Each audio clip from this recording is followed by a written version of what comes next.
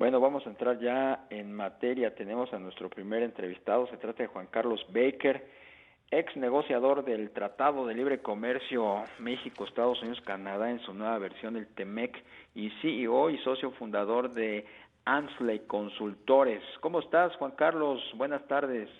¿Qué tal, Darío? Qué gusto saludarte, Rogelio. Buenas tardes, encantado por la invitación. No, gracias como siempre por atenderla. Queríamos platicar contigo sobre la política ambiental con que se maneja el sector energético en los Estados Unidos y que podría tener cambios si es que Joe Biden gana las elecciones. Tu Sí, punto de sin vista, duda. ¿cómo podría impactar a México esto? Bueno, a ver, primero, creo que vale la pena hacer una recapitulación muy breve de cuál es la idea que tiene el candidato Joe Biden sobre el tema energético.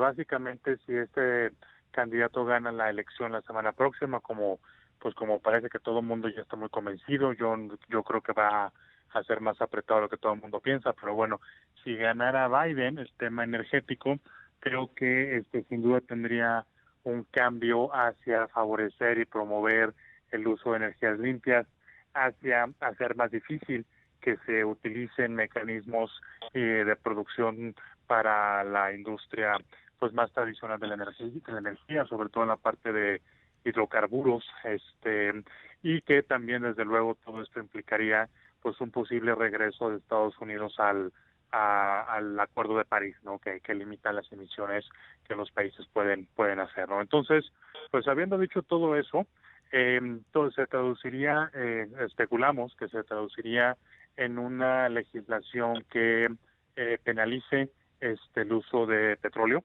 o que tenga muchas más restricciones para producir petróleo. Podemos también imaginarnos que se darían incentivos fiscales, incentivos también para que no solamente se produzca con energías limpias, sino para las propias empresas que están en ese rubro, ¿no? Y bueno, pues finalmente que se prohíba cosas como el fracking o que se prohíba la exploración en lugares que el presidente Trump había autorizado, como puede ser pues algunos lugares del Golfo de México o incluso pues en la costa de Alaska. Si esta es la política que va a permear en el tema energético en Estados Unidos, ¿cómo le podría impactar hacia México? Pues bueno, creo que no hay ninguna duda de la visión que tiene la administración actual sobre el tema de energías limpias. El presidente López Obrador ha hecho pues varios comentarios al respecto. Me parece que ahí en ese sentido habría un desfase respecto de las cosas que Estados Unidos estaría promoviendo y las cosas que México está promoviendo. Esto puede ser más complejo, Darío, Rogelio, amigos, amigas, esto puede ser más complejo el proceso de recuperación económica. Y me explico. Si lo que se tiene como objetivo hacia adelante en el 2021-2022 es promover la instalación de mayor industria manufacturera en América del Norte, por eso cambiaron las reglas de origen del TEMEC. Si lo que se quiere es también tener una mayor disponibilidad de energía para pues hacer inversiones de más largo plazo, pues que exista este desfase entre la visión energética de ambos países sí podría de alguna manera poner en riesgo pues todos estos objetivos, ¿no? Por supuesto. Juan Carlos, buenas tardes. Te saluda Rogelio Varela. Juan Carlos, hace unos días congresistas de Estados Unidos llamaron la atención con una carta al presidente Trump sobre pues, el retroceso de la reforma energética en México. ¿Tú crees que con el proceso electoral podría ampliarse, digamos que, esa crítica hacia nuestro país? Yo creo que sí, yo creo que de hecho la carta sobre la cual también ya se ha manifestado el presidente López Obrador, el propio senador Monreal, también por ahí hay unas declaraciones hoy, creo que fueron el día de hoy. Pero al margen de las reacciones del gobierno mexicano, concentrándonos en el texto de la carta, yo creo, Rogelio, que la presión continuará, porque, bueno, por un lado, si vemos quién firma esa carta, encontraremos que hay tanto senadores como representantes del equivalente a un diputado en Estados Unidos, de ambos partidos, tanto republicanos como demócratas. Entonces, a mí me parece que independientemente de quién gane la elección, este tema de cómo se está percibiendo la política energética mexicana ya causó una preocupación seria en Estados Unidos, lo suficiente como para que se continúe prestándole atención. Ahora, el hecho de que una hipotética presidencia de Biden privilegie la industria de las energías limpias por encima del petróleo o de otras formas más tradicionales, pues no haría ninguna diferencia desde mi perspectiva, es decir, no disminuiría la presión porque, pues como la propia carta dice, la preocupación existe tanto en hidrocarburos como en energías limpias y pues bueno, eso es algo que desde mi perspectiva se comparte en Washington, ¿no?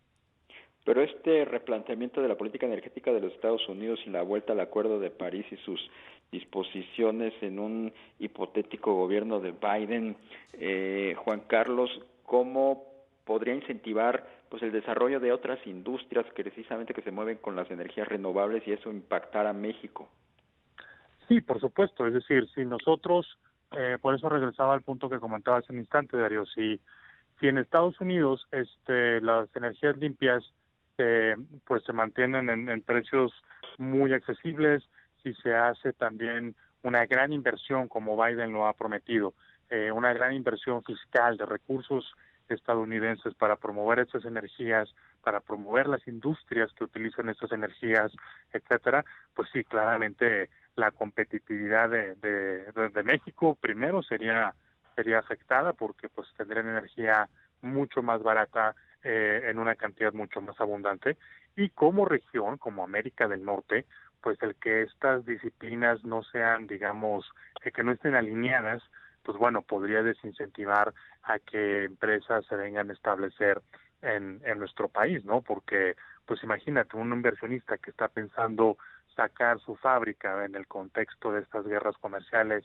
que hemos platicado también en tu programa, pues lo que está viendo es que en México la energía tiene a lo mejor un suministro más inestable, es más caro, en fin, versus o en comparación con lo que puede ver en otras partes del mundo. Entonces sí, claro que puede ser un factor que afecte la competitividad nacional. Juan Carlos, en cuanto a la política comercial hacia México, un eventual triunfo de Joe Biden podría abrir espacios para que quisieran los demócratas revisar el TEMEC. Pues yo no lo pensaría, Rogelio, porque hay que recordar que en la última versión del TEMEC se firmó un TEMEC el 30 de noviembre del 2018. Después se hizo una renegociación muy enfocada a ciertos temas que ya sucedió en el 2018. El protocolo se firmó, de hecho, 2019 sí. Fue la renegociación de este protocolo. De hecho, se firmó el 10 de diciembre de 2019 aquí en el Palacio Nacional. En este protocolo pues ya estaban incorporados todos los temas que los demócratas habían pedido, el tema de tener un mecanismo más expedito para la resolución de los paneles laborales, lo que se llama el mecanismo de reacción rápida, temas que tienen que ver con medicinas, con propiedad intelectual. Entonces, pues francamente, si llegan a ganar los demócratas, como insisto, todo apunta, pues yo no veía que existiera un tema que haya quedado fuera de su solicitud original. Tal vez el único que podría pues meterse ahí un poco con calzador, pues ese sería el tema de cambio climático, ahora que estamos hablando de energías limpias. Sí. Es un tema que en su momento recordarán, fue bastante polémico el que no se mencionara para nada el cambio climático en el TEMEC, y algunos legisladores estadounidenses lo criticaron, eso lo criticaron mucho. Entonces, pues si acaso sería ese del cambio climático, pero fuera de eso, yo pensaría que la política de un hipotético presidente Biden sería bastante similar respecto del TEMEC hacia nosotros, como lo que hemos visto en los últimos 3 años, ¿eh?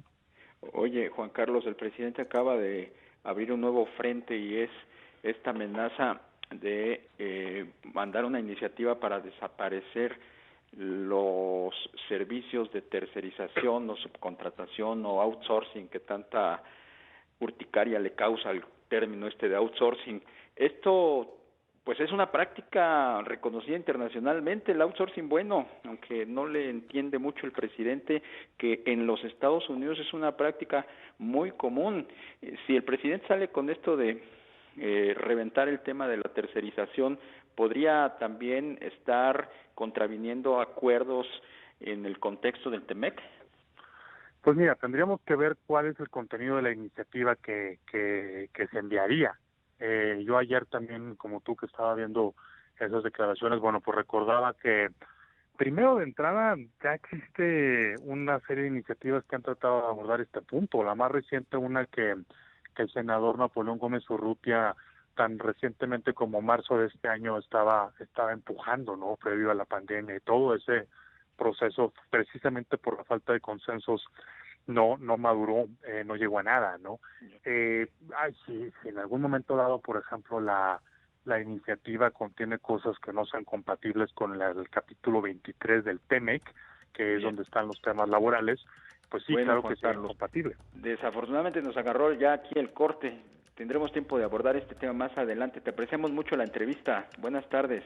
Siempre a sus órdenes. Chao.